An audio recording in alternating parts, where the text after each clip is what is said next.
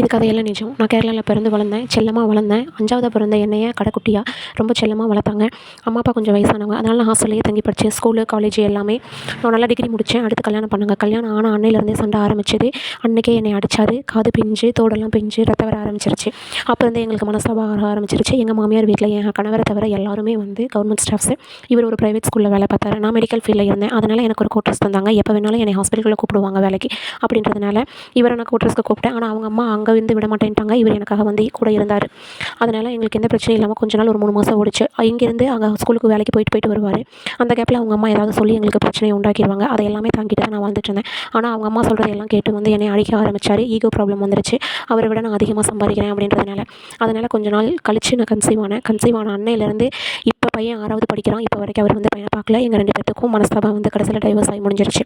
எங்கள் அம்மாவுக்கு ரொம்ப வருத்தம். நான் அவர் கூட இல்லை அப்படின்றதுனால அந்த பையனை வளர்க்குறதுல எங்கள் அம்மா, அக்கா, அண்ணன் எல்லாரும் ஹெல்ப் பண்ணாங்க. அதை நான் மறக்கவே மாட்டேன். நான் கஷ்டப்பட்டு டிகிரி முடித்து படித்து அது எனக்கு கை கொடுத்துச்சு.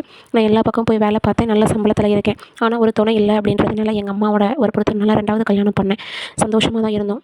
ஆனால் அவங்க வீட்லேயும் என் சம்பளத்தை எதிர்பார்த்தாங்க. என்னோட ஜுவல்ஸ் எல்லாம் எதிர்பார்த்தாங்க. இன்னொரு குழந்தை வேணும்னு எதிர்பார்த்தாங்க. என் குழந்தைய எப்படி பார்த்துக்குவாங்கன்னு தெரியல அப்படின்றதுனால நான் வேண்டாம்னு நினச்சேன். ரொம்ப நாள் கழிச்சு 1 வருஷம் ஆச்சு. 1 வருஷம் முடிஞ்சதுக்கப்புறம் நான் ஆஃபீஸில் வேலை பார்த்துட்டு இருந்தேன். திடீர்னு ஒரு ஃபோன் கால் வந்துச்சு. அட்டெண்ட் பண்ணால் உங்கள் ஹஸ்பண்ட் வந்து ஆக்சிடென்ட்டில் ஸ்பாட் அவுட்டில் இறந்துட்டாரு அப்படின்னா எப்போ போல் எல்லா வேலையும் முடிச்சுட்டு தான் கிளம்புனேன். அடுத்த நாள் எப்போ போல் ஆஃபீஸ் வந்துட்டேன். எனக்கு எதுவுமே தெரியல. அந்தளவுக்கு நான் டார்ச்சர் அனுபவிச்சிட்டேன். இது எல்லாத்துக்கும் நடுவில் ஸ்கூலில் என்னை ஒரு பையன் லவ் பண்ணால் அந்த பையன் இப்போ வரைக்கும் என்னையே நினச்சிட்டு கல்யாணம் பண்ணாமல் இருக்கான். இப்போ அடுத்த 3வது நான் ஒரு துணையை தேடிட்டு இருக்கேன். அது நல்லதா என்னன்னு தெரியல. இப்போ என்ன நான் கல்யாணம் பண்ணிக்கலான்னு நான் நினச்சாலும் 2 வாழ்க்கை சரியில்லாதனால தான் இந்த பொண்ணு நம்மளே தேர்ந்தெடுக்குன்னு நினைக்கும் எனக்கு அது கில்ட்டி ஃபீலிங்காக இருக்குது.